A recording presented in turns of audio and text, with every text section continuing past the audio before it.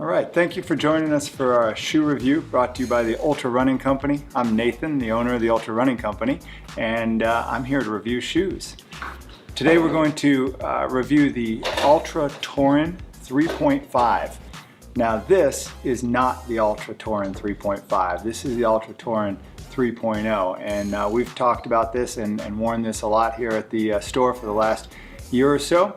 And the reason I bring this out is because for the first time with the Ultra Torin 3.5, Ultra's taken a little bit different strategy, and there's been a lot of conversation on this online and on social media, so I thought we'd just clear it up. Basically, what Ultra has done is they've kept what they'll call a mesh version of it, which is basically this older version with a standard upper, and then they've also introduced a knit version. And this engineered knit, or basically a woven upper, is a direction that the industry tends to be moving in for a lot of different shoes. There are positives and negatives to having them knit, and we think Ultra's done a really nice job addressing some of those. But what they've decided to do is offer both to the market and see what the market enjoys. So instead of just one shoe today, we're going to be introducing and reviewing two Ultra Torin 3.5s. So let's get at it. Basically, we have two versions. The first is a mesh version of the Ultra Torin 3.5. In addition, we have a knit version of the Ultra Torin 3.5. The big difference between these as far as pricing goes is that the Ultra mesh version has stayed at $125, where the knit version has gone up $10. So there's a lot of conversation that Ultra is moving to the engineered knit uppers and raising the price, and that's not the case. They still offer a mesh version at exactly the same price they've been for years now on the Torin, but they're now offering these two different options. So first of all, let's break it down. I'm going to talk about the common items of the Ultra Torin using the mesh version. As always, here at the store we look at three major things. The first is that this is what we'd call a natural drop shoe, which means that it has the same amount of cushion in the heel that it has at the forefoot. Typically, shoes like this are a little bit better for folks with a more efficient stride, maybe a shorter stride and a higher cadence, for folks that are landing on their whole foot or their midfoot or even their forefoot. For folks that tend to land on their heels, we generally recommend either having a natural shoe with a lot of cushion, because you're getting a lot of shock when you land on your heel, or going to a shoe with what we call a drop. And a drop is another word for heel to toe offset, which is another way to say that there's more cushion in the heel than there is in the forefoot. Now, one thing that Ultra does exceptionally well is they make fantastic shoes that they call zero drop. And that means, again, that it has the same amount of cushion here in the forefoot as it does in the heel. We call that a naturally cushioned shoe. Second of all, this falls into our comfort cushion category, which means that it has a pretty decent amount of cushion here on the heel and on the forefoot. In the case of both the Torin mesh and the Torin knit, that's 28 millimeters of cushion under your foot. So that's a good amount, and that's really going to give you a lot of protection from the ground. This is also a road running shoe, so while you may be able to run on some light trails or dirt, grass, that sort of thing, this shoe, because of its pretty flat footbed, is going to be designed to run on road, treadmills, or any other flat kind of non-abrasive surface. So both of the Ultra Torin 3.5s have those three key aspects: natural drop, comfort cushion, and road running. Beyond that, as we get into the shoe a little bit more, let's break that down a little bit. In the past, we've always said that the Torin has about as much cushion as you can have and still get decent road feel. When they moved over to the Torin 3.0, the cushion felt a little bit more substantial, more pillowy than past versions. The Torins have something called Interflex, which is basically, if you can imagine, kind of a honeycomb inside this cushion. This isn't a solid piece of cushion on the midsole here. This is actually, when you go inside, it looks kind of like a lattice work or a honeycomb inside, which gives it nice flexibility, pretty decent for a shoe that's this cushion. I wouldn't say it sets the standard on it, but it gives you a really nice light feel on the ground, where you can still feel a little bit of the surface underneath you. As we went to the Torin 3.0 and now with the 3.5, we feel like this is a pretty significant amount of cushion, maybe a little step away from that really nice road feel that the Torin 2 and 1 had, as well as the 1.5 and 2.5, but it's kind of given up a little bit of that road feel for a little bit more cushion. So if you like that nice soft kind of sink-in kind of ride, this is a great shoe for you. In fact, it's so comfortable that the first time I tried it on, I actually pulled out the insole and thought it might be memory foam insole, which is a trick people do to get you, when you're in a running store, to put your foot in the shoe and it feels super comfortable because memory foam just absorbs right around your foot. Now the downside, and the reason I say that's a trick, is because when you're actually running, memory foam doesn't have any rebound at all. So your foot sinks in once and it never moves again. So on the run, those shoes that felt so comfortable in the store are not as comfortable once you get out on the road. So I was really pleased to see that that nice pillowy feel that I was getting out of the Torin is purely the shoe. It's a really comfortable, nicely cushioned shoe that'll give you lots and lots of miles. So that comfort cushion really comes into play here. Now we can kind of get into the differences between the two shoes. This is your mesh upper, $125. The Torin mesh comes in at 6.8 ounces for women and 7.9 ounces for men. Now those are in standard sizes, so when you go to what I consider a real size shoe, you know, at 10, 11, 12, that's always going to go up. For a shoe my size, a size 13, that's actually about 11-ounce shoe.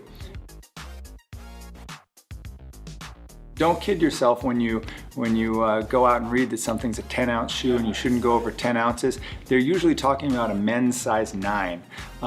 Going a little bit over 10 ounces for a men's size 13 is still a pretty exceptionally light shoe. So I think if you come in and try these on, you're going to be surprised at how light this shoe is. Definitely as you look at the upper, which is the portion, this is your tread, this is your midsole, and this is your upper. This is that mesh upper, and what that means is that it's not going to have any pieces inside of the shoe that are rubbing against your foot. That's fantastic for eliminating blisters, for not having places that rub. Any seam that you put in the shoe is a potential place to get some of that discomfort, and this shoe really doesn't have any of that. What it does is have a really unique style for the Ultra line. This is really the first shoe that's been done by their new design team.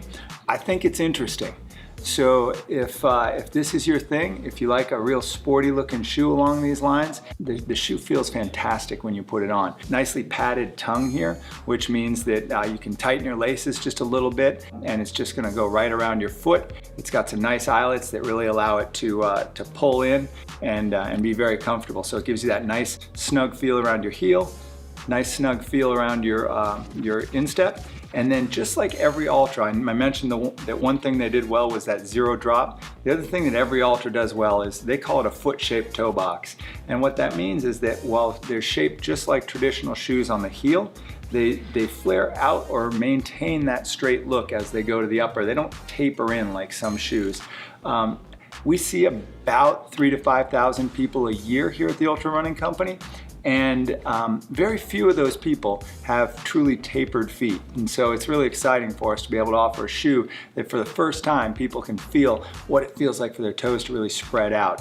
And toes that spread out are toes that can move are toes that can get stronger. And that's how you get good, healthy feet. So as always, kudos to Ultra for doing that, and kudos to making a really nice shoe. I'm gonna move over here to the Torin Knit. Now what you're going to see with this is exactly the same, that midsole that I was talking about right here is exactly the same for the two shoes. So I'm not going to focus on that at all. What I am going to focus on is this engineered knit upper with no seams at all the way around. A really nice, a little bit more conservative look to this. They have other colors as well, little speckles on it. But in general, I'm going to say that the knit versions are a little more conservative looking than the mesh versions. Generally speaking, the mesh uppers are a little bit more less stretchy than a knit upper. So what you're going to get is a little bit of movement here. And in the past, we've talked about this with the Escalante versus the Escalante Racer in another review. In the past, we've gotten a little bit of movement side to side with a knit upper. We don't see that much at all with the Torin, primarily because they've got a nice piece that goes all the way around here, adding a little bit of structural support, goes all the way around through the other side. And then one piece they've put in is a piece that they call the A-strap. And basically what that means is it's a thin piece of rubber that goes from this eyelet right here all the way down to the bottom, and it really locks your foot in. Now when you're running in a road shoe, or really any shoe for that matter, you get your control from the heel and from your instep. So that nice snug feel here. Your toes can be wide open and really moving around. That's not where you get your control. You get your power out of your toes, but the control's back here. So this A-strap really pulls your foot in and solves one of the big issues that folks have had with a wider toe box in an engineered knit upper. Having all this technology in it, it takes the price on the Ultra Torin 3.5 knit version up to $135. Really well worth it if this is a look you like. If this is a look you like, then that's fantastic because you can save 10 bucks. As I mentioned before, you're going to get that really nice control through here on this, whereas the A-strap solves that issue on the knit version. So only other difference fundamentally is the tongue on this on the knit version is a real thin tongue. And so partially that's because that A-strap is locking you in. You don't need that extra cushion to really go around your foot and give you that traditional locking. So they're able to go with a thinner tongue there. So we've had a great time running in the Torin 3.0s. We're having a great time now running in the 3.5s. We're finding that we get control out of both of them, so we're not getting that sliding feeling that potentially we could have felt with the knit version, which gives us confidence on both short runs and long runs. Definitely, because of that comfort cushioning, a little bit better perhaps for people that are going a little bit longer compared to some of the less cushioned Ultra shoes, and maybe for folks that are a little bit heavier because that cushion gives you just a little bit more margin for error, and as long as you're running efficiently, you can combine those two things and get many, many miles of happy running. So we have the Torins in stock at both of our stores here in Charlotte, North Carolina. You can check us out online at ultrarunningcompany.com. And we think you're really going to like this upgrade of the Torin, one of the original legacy lines for Ultra. So we're looking forward to it. We appreciate you for tuning in. If you have any questions, leave them in the comments section and we will try and get to them just as quickly as we can. If you have something negative to say about our presentation, you don't need to leave a comment about that. We get plenty of good feelings around the store and we're happy with that. So thank you and have a great day.